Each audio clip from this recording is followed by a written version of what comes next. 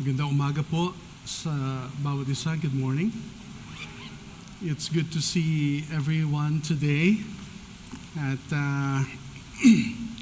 sa kabila ng mga napakaraming mga uncertainties sa ating mga buhay ay nakikita natin ang pagkilos ng Panginoon.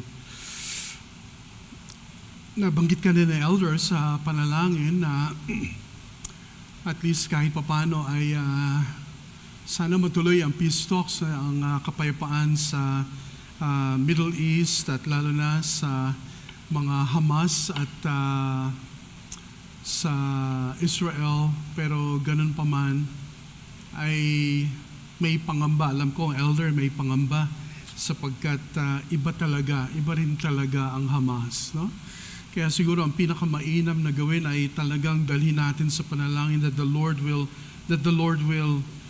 really intervene at baguhin ang kaisipan at napakahirap ng sitwasyon. At habang iniisip ko yung doon sa konteksto na yon, kung sakaling matuloy man yan, sino ang mamumuno, sino ang magpapatakbo ng Gaza, at papaano, no? So napakadaming mga bagay. Kahit sabihin natin ito yung first phase pa lamang, pero lahat tayo ay nangangamba, lahat tayo ay merong no? Kaya yung ating mga pangamba, yung ating mga takot dalhin natin sa Panginoon. Dagdagan pa ng mga pangyayari dito sa ating bansa. Kagabi nung kami ay patulog na, ang sabi ni Brad, sabi niya, nililindol na naman kami dito kasi nasa Cagayan de Oro siya. Sabi ko, anak, kapit lang. Diba? Sabi ko, anak, kamusta? Okay ka lang ba dyan? Okay naman pa kami, okay naman. Pero syempre, yung mga ganung mga bagay na nararanasan ay hindi natin masyadong akalain na darating mga ito sa atin. Pero yun nga, ganun pa man, nakikita ko, no? At sinishare ko nga kay elder na the more na tinuturuan tayo ng Panginoon na bumalik tayo sa salita ng Panginoon, na yung ating focus, yung ating tutok sa salita ng Panginoon ngayong mga panahong ito ay napaka-importante.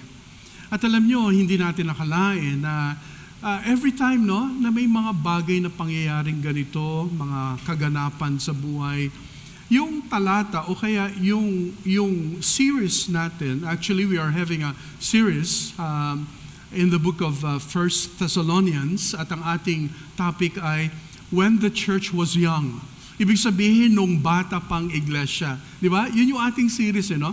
Tapos tinuloy natin yan nung tayo ay nagkaroon ng anniversary at patuloy nating tinitingnan na yung mga challenges nung mga unang panahon, lalo na doon sa Church of Thessaloniki or Thessalonica, ay talagang wala ring gaanong ipinagkaiba sa atin, no?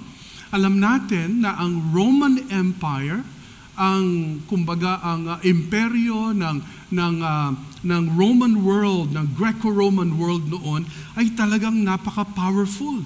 So imagine mo kung ikaw ay nakilala sa Panginoon nung time na yon, bago ka sa pananampalataya, okay? Bago ka sa iyong pagkilala sa The Way, o yung tinatawag na itong movement na kung saan Jesus's disciples, or itong mga Jesus movement, nung time na yon, akala yung ma-introduce ka sa tinatawag na Roman society, na napakaraming Diyos. Ibig sabihin ko, ikay pupunta sa Pantheon, kung ikay pupunta sa isang lugar na kung saan lahat ng mga gods nandun, o ikaw, sino ba yung Diyos-Diyosan mo dito? O ikaw, sino? So, ibig sabihin, lahat merong ino-offer. Kaya napaka-pluralistic ang panahon noon ay talagang they were introduced to so many kinds and all kinds of spiritual and immoral struggles. No? Yan ang mga mananampalataya. Naalala ko ngayon, sa panahon natin ngayon, parang ang battle, ang struggle ay nandyan din. Lalo na kapag pinag-uusapan natin ng postmodernism. Pag sinabing postmodernism, ngayon, naalala niyo ba yung caricature, yung kwento na pag sinabing pre-modern noon, pre-modern period, ang sabi ng mga tao, tanungin natin yung ating mga leaders. Kasi mga leaders yan tanungin natin, pre-modern. Tapos pagdating ng modern period, di ba, ang sabi ng mga tao, hindi, gamitin natin yung ating kaisipan. Okay, malalaki na tayo. Ibig sabihin tayo dumating na sa point na magagamit natin yung ating reason. We need to be courageous to use our reason. Gamitin natin ang ating pag-iisip. Tapos nagkaroon ng postmodernity, nagkaroon ng postmodernism, na ang sabi ng postmodernism ay, huwag ka na mag-isip, gawin mo na lang. So just imagine itong struggle na ito. Tapos meron pang series ng aklat, no? This little church, itong ating iglesia, this little church, thank God, ang unang sequel ay stayed home. Ang maliit na iglesia natin ay nanatili, stayed home. Ibig sabihin home sa pag-aaral ng salita ng Panginoon, home sa yung tinatawag, yung awit natin na di ba? Ano nga yung awit na paborito natin?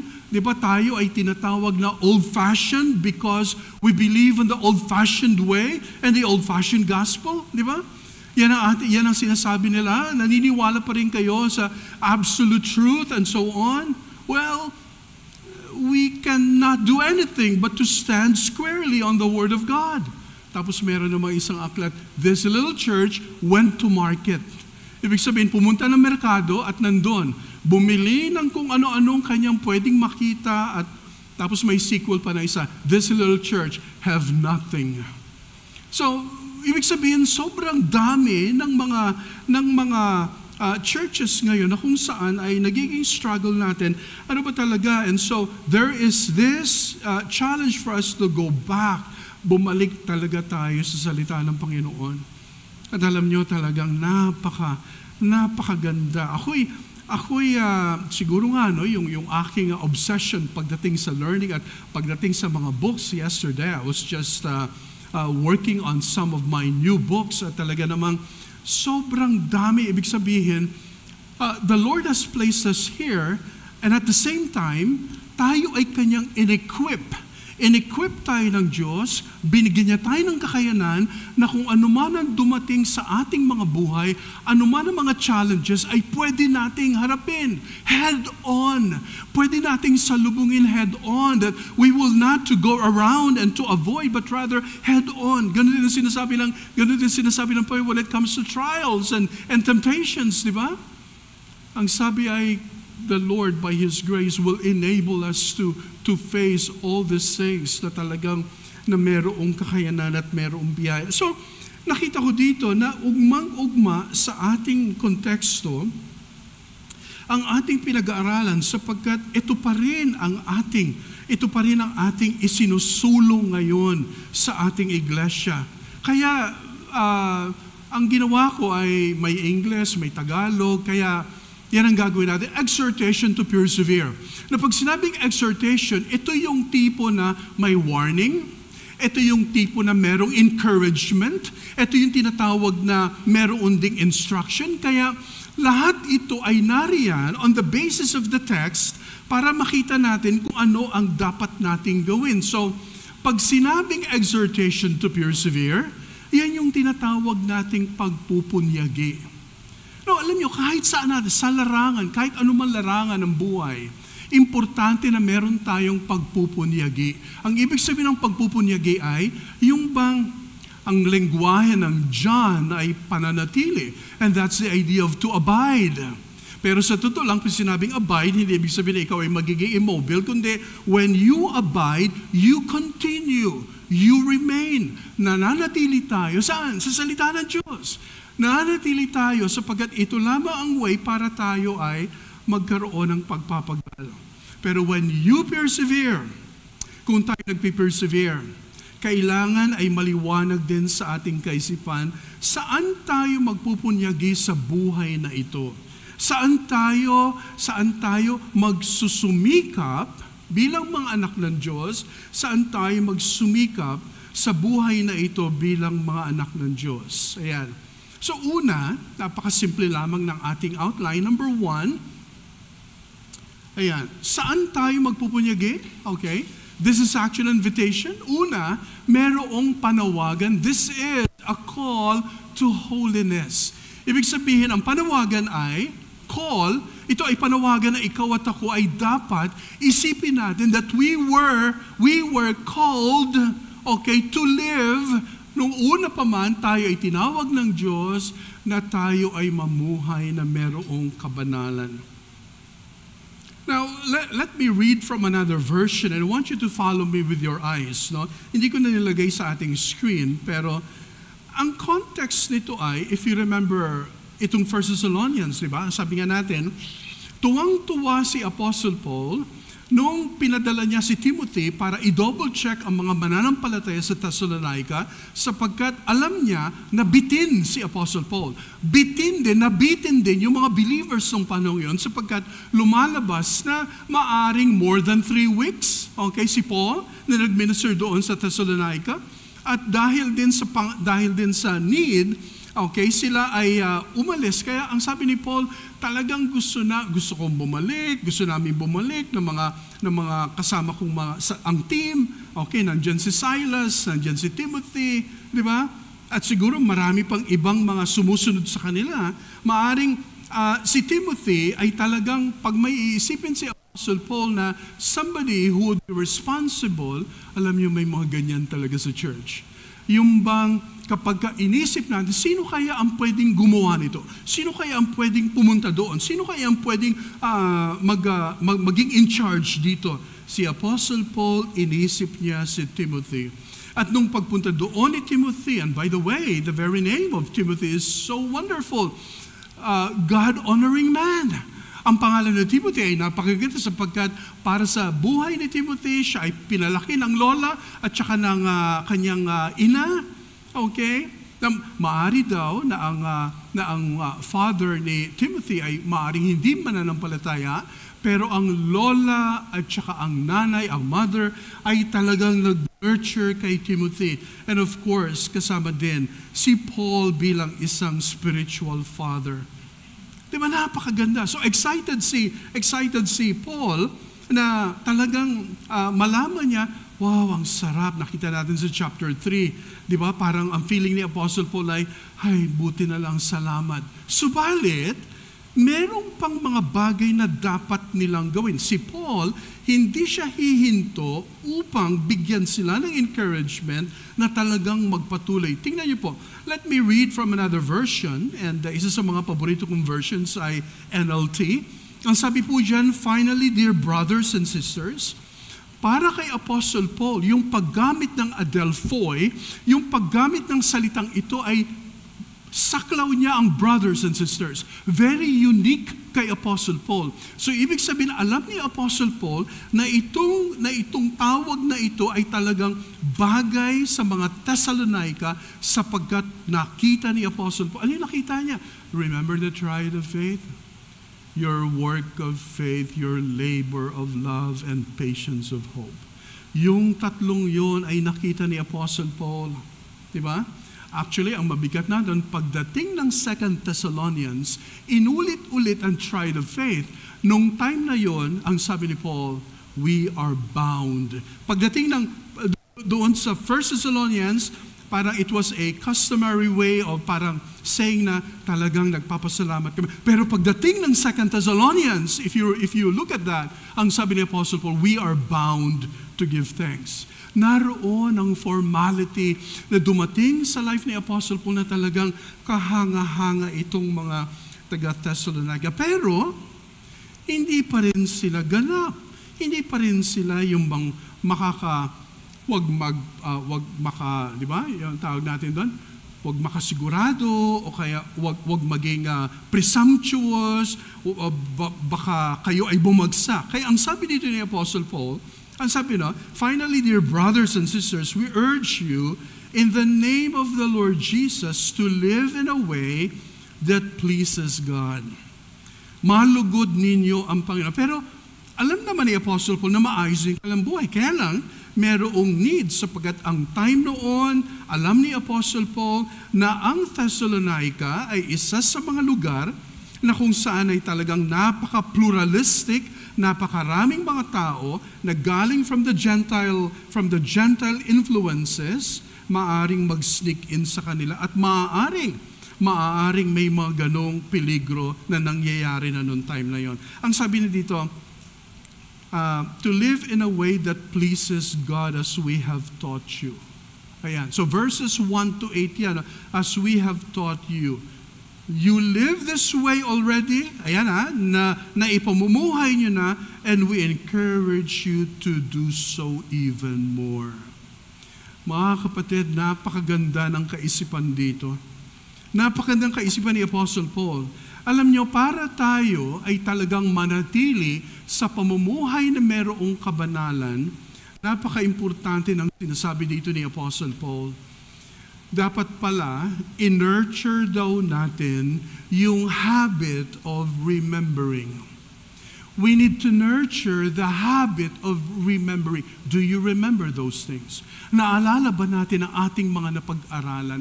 Naalala ba natin yung ating basic theology?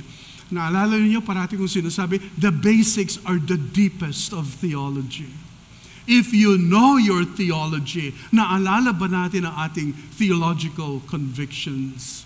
Importante ngayon, ayaw na ng maraming tao, ang theological grounding, ayaw na nila. Ang gusto nila, well, bahala na. Pagdating naman, ang importante naman ngayon, ay yung bang ikaw ay talagang masaya kang naglilingkod sa Diyos. Oo, naglilingkod nga, pero wala nang foundation. That is very important. Wala nang foundation.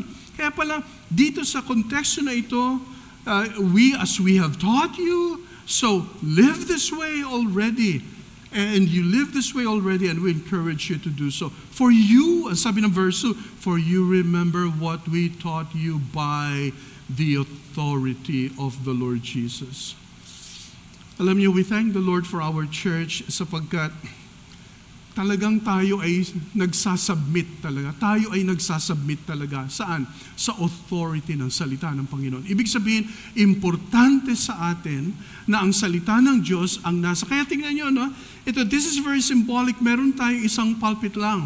Pero pagdating sa ibang institutions, meron doon, but we have this one pulpit. And this pulpit reminds us the supremacy and the centrality of the Word of God.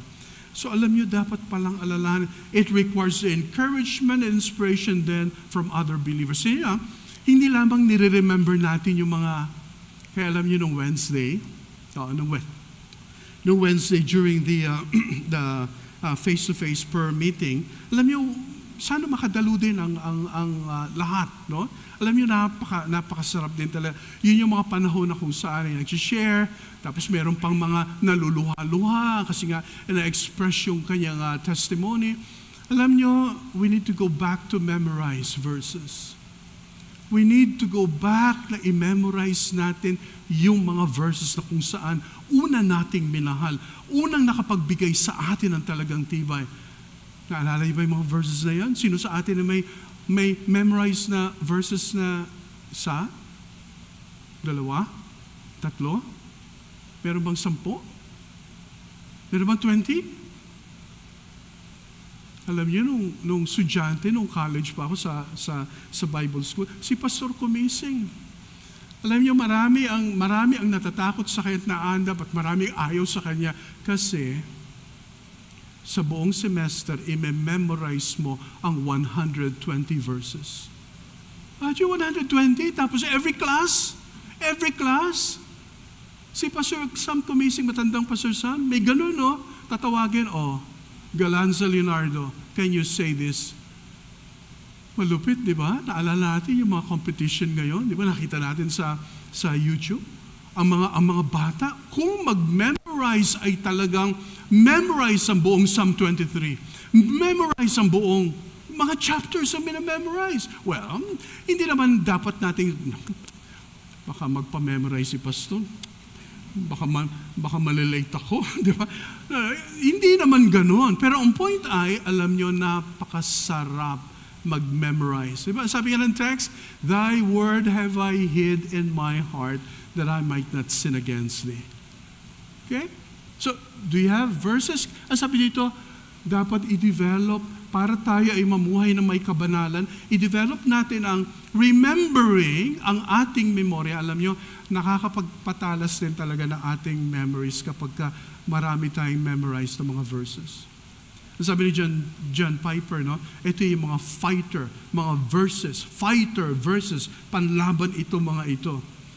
Well, at the same time, para makapagpatuloy tayo dun sa verse na napaka-importante, we need to have the encouragement and inspiration galing sa bawat isa sa atin.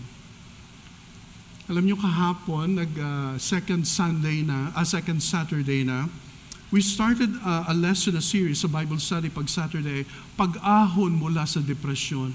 So we are talking about depression. At meron kaming textbook, Tagalog, alam nyo, napakaganda.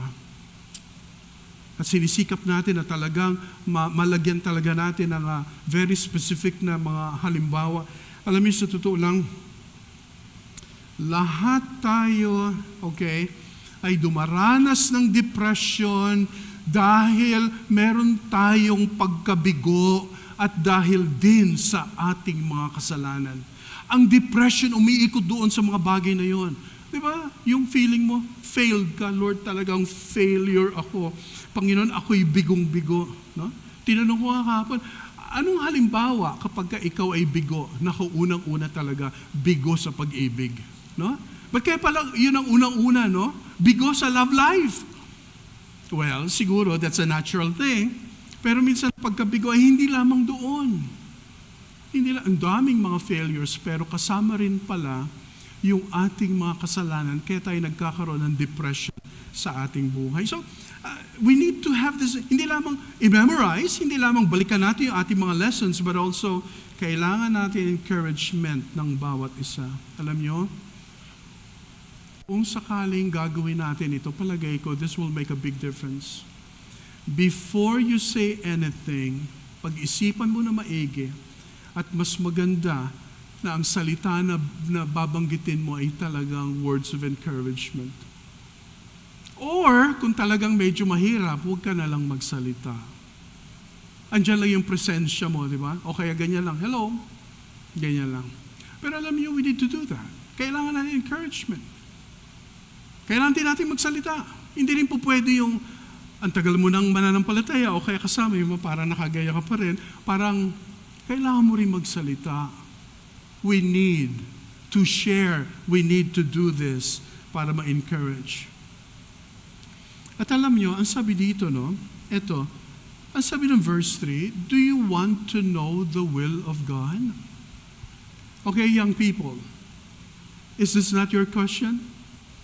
Lord, gusto ko malaman ang kalooban mo.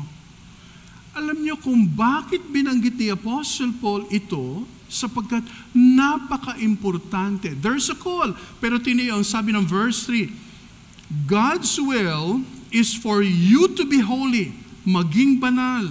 So, stay away from all sexual sin.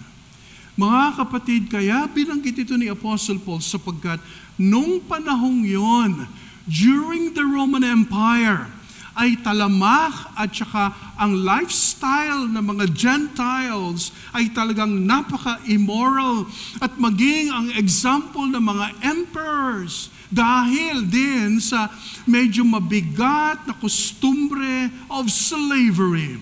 Na ang slavery noon ay ginagamit upang ito ay ma-abuse at lalong-lalo na ang mga slaves ng mga kababaihan and not only mga kababaihan kundi mga kalalakihan na naroon ang tinatawag na immorality. Okay? Pero syempre, specifically ang sinasabi dito ay avoid sexual, stay away from all sexual sin. Ang kalooban ng Diyos ay ang ating sanctification. Alam nyo, the very understanding is, stay away from pornea. Do you remember any word na merong katunog na pornea? Do you remember a word in English na merong maaring dito talaga nang galing, at maari, kundi dito nang galing pag sinabing pornea? Fornication. Ito po ang konteksto, no? Ang sabi diyan, God's will for you to be holy. So stay away from all sexual sin. And that is the very idea. Withdraw from porneia. Avoid porneia. And, ang sinasabi ni Apostle Paul, pursue monogamy. So, ibig sabihin, ang gusto talaga ni Apostle Paul, huwag tayo maging katulad ng mga tao sa Roman Empire na sila ay what? Napakaraming mga partners at ganito.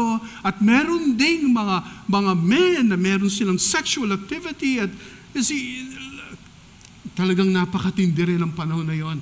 Kaya ang sinasabi ni Apostle Paul ay itong bagay na ito ay very important. You know why?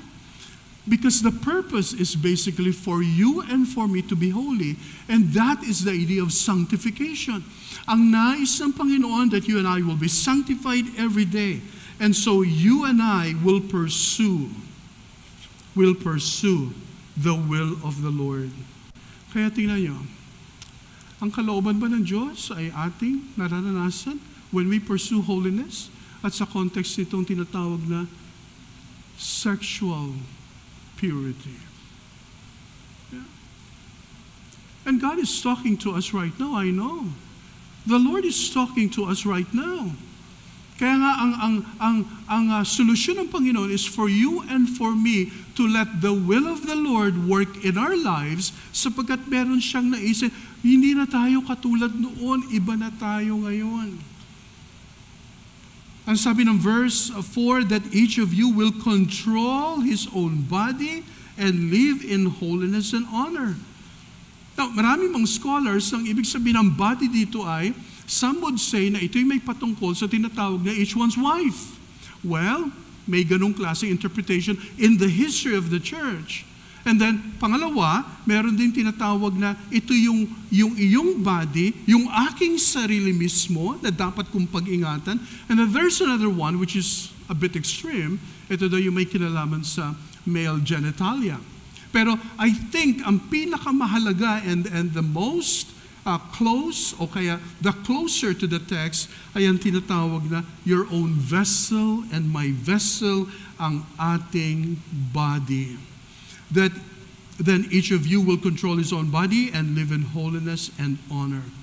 Ang sabi ng verse 5, not in lustful passion like the pagans who do not know God and His ways. Mga kapatid, napakatindi ng lust. With all honesty before the Lord, we all struggle with that. Lust is what? Inordinate desire that provokes the soul to that which is evil. Lalong-lalo na ngayon. Kaya alam niyo, sa totoo lang, kanina nung nagpipray kami doon, biglang nagsabi, ang bilis ng oras, tinignan yung phone niya. Ang sabi naman na isa, ako wala akong telepono eh.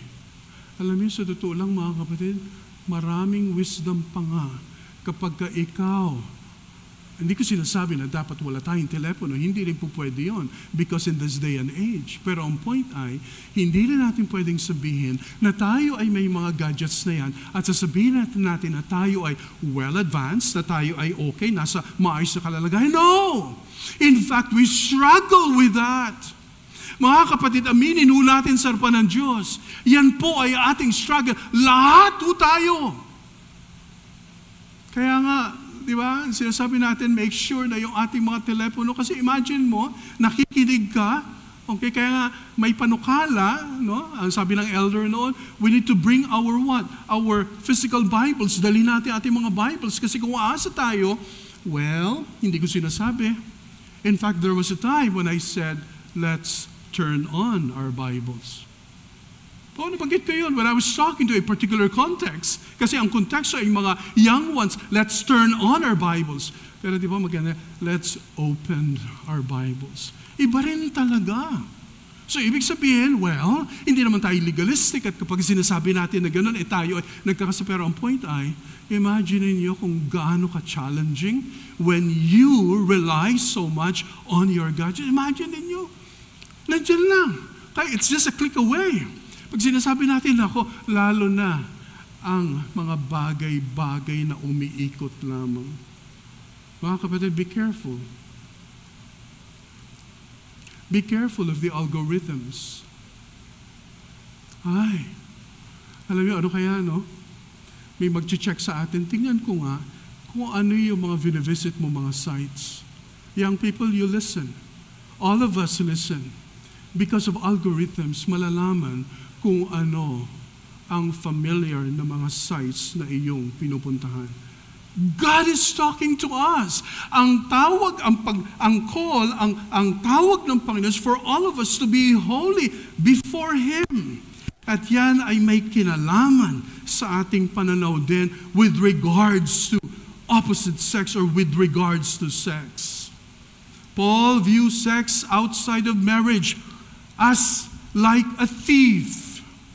Kaya ini-encourage natin ang ating mga young people and everyone na ang sex dapat ay within the bounds of marriage. Within the bounds. Kailangan ba nating mag-draw back because, everybody is like this, so kaya narito tayo sa konteksto? No, we need to remain. We need to stand our ground. Mga kapatid, this is the call. Ito ang call. But you know what? Here's the thing. Ano man ang nakalipas mo, ano man ang nakalipas natin, salamat sa Diyos sapagkat He has brought us thus far to this life na kung saan hindi na tayo gagapusin pa na nakalipas, kundi tayong lahat ay maaring lumakad ayon sa Kanyang kalooban na merong kabanalan. Mga kapatid, this is what God wants for you and for me, and this is a serious matter. Hindi lamang ito mga young people, but all of us perhaps. Mga impure thoughts and everything. Kaya alam niyo, we need to be very careful, no? What you like is what you are. What you see is what you are. What you see is what you get. Kaya mga kapatid, niloob ng Panginoon itong konteksto na ito ay ating mapag-aralan sapagkat imagine niyo, this area in the ancient world, itong temptation na ito ay walang kilalang bounds. This temptation has no bounds at all. This can be very deadly. So living to please God through our sexual purity, and that's very important. Ang nais ng Diyos ay talagang ang katuwiran niya ay maganap. Imagine niyo, we are building. Di ba? Saan nagsisimula ang kultura natin ngayon? Well, ang kultura ng iglesia sa awa ng Panginoon, we are creating a new culture in the coming days. Imagine niyo ang mga kabataan, sila ang ating tutukan na maigi sapagkat they can actually make a difference. Of course, sa atin. And for those of us na merong maturity and talagang concentrated tayo by God's grace, and yet temptations are all around. But we need to do this. Ito pong area ng tinatawag na sexual aspect. This temptation knows no bounds. It's better to see ourselves in the light of this, mga kapatid. Kaya ang sabi dito ni Apostle Paul, ang sabi ng verse 5, not in lustful passion like the pagans, itong mga pagano who do not know God and His ways. Hindi kasi nila alam, wala kasi silang pagkilala sa Panginoon.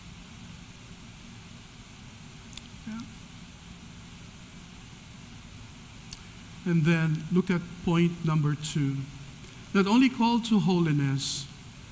Alam mo, ito natutuwa ko dito, loving more. In other words, we need to be very careful and at the same time, kailangan din natin mag-ingat. At nandito nanggaling ang salitang Philadelphia. Philadelphia, hindi po ito isang city sa Pennsylvania. Hindi na ito capital ng Pennsylvania. Harrisburg is the capital. Pero pag sinabing Philadelphia ay brotherly love. Mga kapatid, sumagana nawa ang brotherly love sa ating kalagitnaan. Ang ibig sabihin ng brotherly love ay, this is love for the brethren. Look at verse 6, never harm or cheat a fellow believer in this matter by violating his wife. Well, NLT has the rendition of wife. Okay? Doon kanina, if you go back to doon sa own body, ay may ganong klaseng variant. Okay?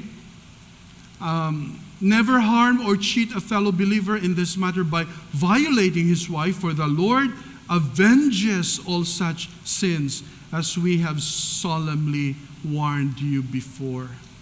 So mga kapatid, ang nais ng Panginoon ay, if we have this love, if we have this brotherly love, and look at verse 7, God has called us to live holy lives, not impure lives.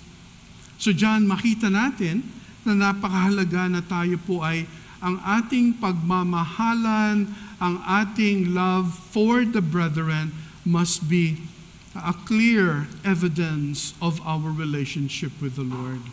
That we will not defraud anyone, that we will not go beyond anyone. Dito, kung ating mapapansin, ito po ay nag-guard, if tingnan po natin ang verse 8. Therefore, anyone who refuses to live by these rules is not disobeying human teaching, but is rejecting God who gives His Holy Spirit to you. But we don't need to write to you about the importance of loving each other. Tingnan yun, napakaganda. For God Himself has taught you to love one another. So itong brotherly love ay napaka-importante nung panahong yon. Kaya lang, ang tendency ay, baka tayo po ay maging complacent. Baka magkaroon ng tinatawag na complacency. Pag sinabing complacent, yung bang parang nakakakaligtaan o kaya pwede mo namang gawin pero parang nasanay ka nang hindi mo gawin yung responsibility. So itong brotherly love can be a guard. Pwede ito po ay magbantay against complacency. We need to have this increasing love. And this is what? Agape love. Alam niyo, pag sinabing agape love, this is sometimes we go beyond. Di ba? Naranasan niyo na ba? You go an extra mile? Naranasan natin yan. And I know ang ating iglesia ay napaka-loving and many times we went beyond. We went an extra mile. Why? In the name of Christ at para sa ating kapwa. We need to have this love for the brethren. Hindi lamang siguro Philadelphia, meron ding tinatawag na philoxenia, hindi ko na nilagay. Ang philoxenia ay love for strangers. Now, sino ba yung mga strangers? Now, dapat sa ating iglesia, sino sa atin dito ang naramdaman mo na ikaw ay stranger pa rin?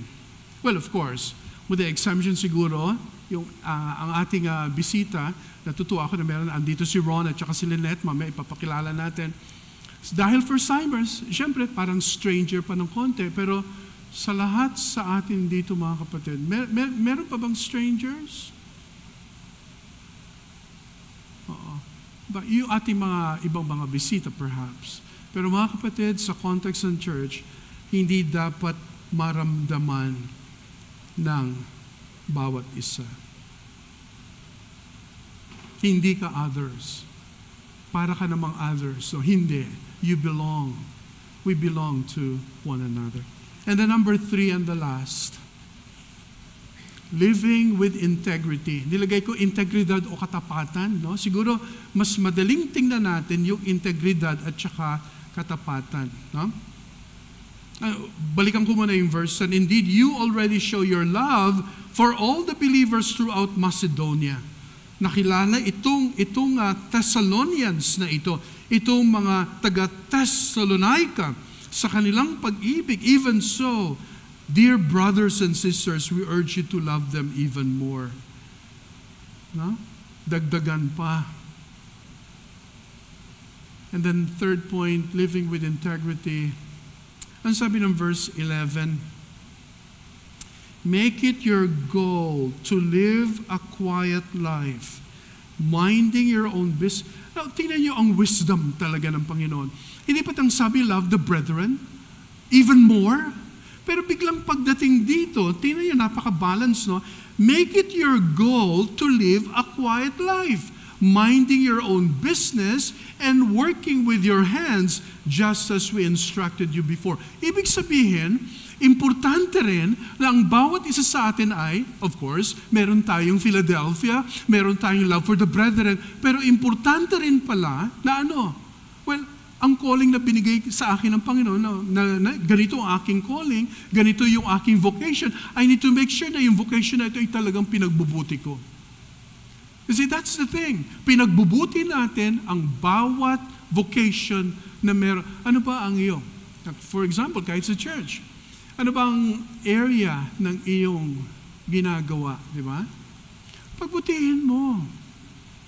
Alam niyo kahapon, no? Mabanggit ko lang ulit. Nakalimutan ko ang lahat. Noong ang ulam namin ay tilapiyang may gata. Nagawa ng Sister Uno. Elder, you need to try that. Ibang klase. Kaya lang, naparami lang yung rice ko. Si Andy naman, sabi niya, sige, ito pa. No? Dinagdagan niya pa yung nag-extra rice pa ako. Alam niyo, sabi ko kay Sister Uno, what you're doing, ang ministry na meron ka ay napaka-importante. Kaya nga pinagbubuti niya. So maaring ang ating mga kanya-kanyang mga fields, ano man ang iyong vocation, ano man ang iyong trabaho, ano man ang iyong business, pagbutihin mo. Ang sabi dyan, huwag tayong magme-medal kasi may konteksto noon dahil nauso rin noon ang mga complacent at saka ang mga idol. Ang dami ring mga idol, yung bang walang magawa sa buhay, at minsan etong mga tao na walang magawa sa buhay, nagiging problema sila sa panahon noon. Ganun din siguro ngayon. Ito mabigat, ang sabi ni John Calvin. Ang idle daw na isip, an idle mind is idolarum fabricum. Ang idle mind ay factory ng mga idols. Kaya pala kung ikaw at ako ay walang magawa, sa araw-araw hindi tayo nagme-meditate, hindi tayo nagpo-pursue, kulang tayo sa pagbabad ng salita ng Diyos. Alam niyo, sa mga Pentecostals, uso ang salitang babad. Let's go. Bumabad tayo. Pero syempre, pag sinabi mong babad, ibang klase, emotional yon. Pero pag sinabing bumabad ka sa salita ng Diyos, talagang bibigyan ka ng safeguard ng scriptures ng Bible. So mga kapatid, mahalaga na tayo po ay magpatuloy. Make it your goal, Tina, to live a quiet life. Focus. Okay? Na ang buhay mo, okay, ay talagang pinagyayaman mo, ano man ang iyong field. And then ang sabi ng verse 12, then people who are not believers, yung mga tao hindi pa nakilala sa Panginoon, hindi pa sila mga believers or mga followers of the way, o followers ni Jesus, will respect the way you live, and you will not need to depend on others. Living to please God through respectable conduct. Okay? Ito yung, we are in this world, but we are not of this world. Di ba? We are to mind our own affairs.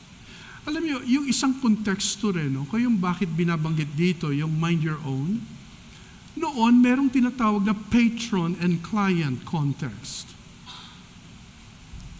Sa panahon natin, ano equivalent nun? Boss, master, at saka servants. May tendency noon na ang mga servants ay ma-manipulate ng mga masters at ang mga servants ay forever na para bagang tumatanaw ng utang na loob sa kanilang mga boss. That's the point. Kaya ang sabi dito, there was this patron-client system. Maaring ang isang individual ay mabound siya, sa kanyang patron, sa kanyang boss, na kung saan ay nagkakaroon ng hindi magandang mga demands. So mga kapatid, tingnan nyo, no? Parang nangyari din ba ngayon? Oo, nangyari din nangyari noon. Ito daw ay nakapag-minimize ng ilang mga eruptive situations during that time. And so mga kapatid, hindi ba napakagandang sariwain na ito ay panawagan ng Panginoon sa atin na tayo po'y mamuhay ng kabanalan? Sa tingin niyo, ang Diyos ba ay may authority na siya ay mangialam sa ating mga buhay? Meron. Ang mga leaders ba ng ating church ay merong karapatan para mangialam? Actually, we don't do that. Hindi tayo nangingialam. Pero kapag ipinaalam din nyo ang isang problema, we will try to respond to those things. We're not in the business of meddling o kaya nangingialam. No? Kaya minsan, syempre, nananansya tayo, tinitingnan natin ang mga sitwasyon na ito, minsan it's really difficult. Pero kapag itong mga bagay na ito ay nag-sink in sa ating mga buhay, that there was an aspect ng buhay natin na noon and now we are in this life together with the Lord Jesus Christ, ay talaga namang ibang-iba na. Mga kapatid, let me conclude with this very important quotation. At ito po'y nabanggit ko rin noon, pero iiwanan ko muli na ito po ay talagang sasariwain natin sa ating mga buhay. Let me end with this. We need to reflect. Tingnan nyo. The more a person pursues conformity after God's will, the more na ikaw ay nagsisikhay, nagpipersevere, na talagang lumakad sa kalooban ng Panginoon. Ayan. What happens? Anong nangyayari? Anong nangyayari? Ikaw at ako, nagsusumikap tayo na tayo ay ma-conform sa kalooban ng Diyos. What happens? Ang susunod ay, tingnan nyo, I like this. The more glorious the goal becomes. Tell me kung hindi totoo ito. Tatagalogin ko Kapag ikaw ay nagsisikap ng husto na lumakad sa kanyang kalooban, mas nagiging maliwanag at dakila ang goal, ang minimithin natin sa buhay na ito. See that? That's the thing. Palagay ko, this is the only thing that matters in this world. Sapagkat lahat ng ito ay may patungkol sa who God is and what God is. So the more glorious the goal becomes, nakarating na ba tayo dyan? Tell me. Nakarating na ba tayo dyan? Nakakaramdam ba tayo ng feeling na parang, Pastor, napaka-glorious talagang hindi ko ma-express talagang. Nakakarating na ba tayo doon? Can you feel it? The more glorious the goal becomes.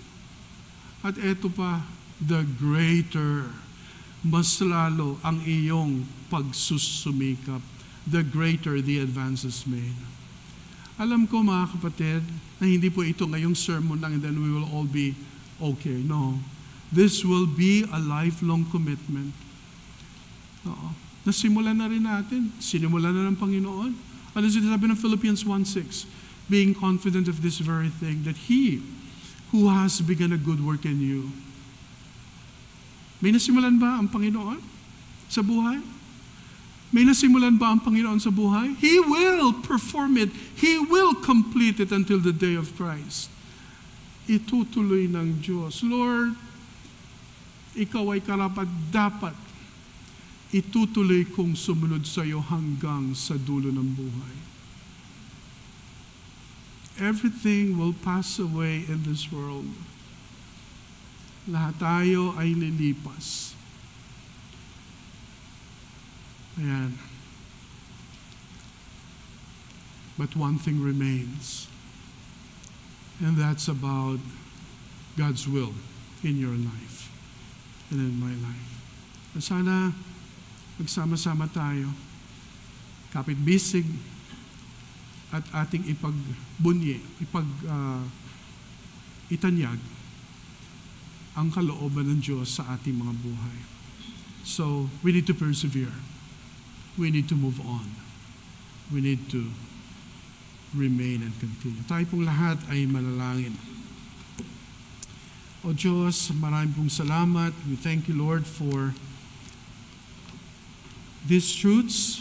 Lord, hindi po namin kayang ma-contain ang mga bagay na ito sapagkat sadyang malalim, Lord, at ang aming pong nature, ang aming pong pagkatao ay talagang nagsistruggle. And yet, Lord, we ask that you would help us. Alalayan kami, Panginoon, sa aming pong paglakad. At alam po namin, O Diyos, magiging worthwhile ang lahat kapag kami po ay talagang nananatili at mananatili sa iyo lamang. At ang aming pananatili, Panginoon, ay kami po ay nagpupunyagi. Lord, we thank you for our church. We thank you, Lord, for what you have given us and for what you have prepared for us in the coming days. Samahan niyo, Lord, kaming lahat, kasama po ng lahat ng mga problema at lahat ng mga alalahanin sa buhay. Lord, with those things, help us, Lord, to follow you and to persevere all the more. Maraming salamat. Ito po aming dalangin sa pangalan ni Jesus. Amen.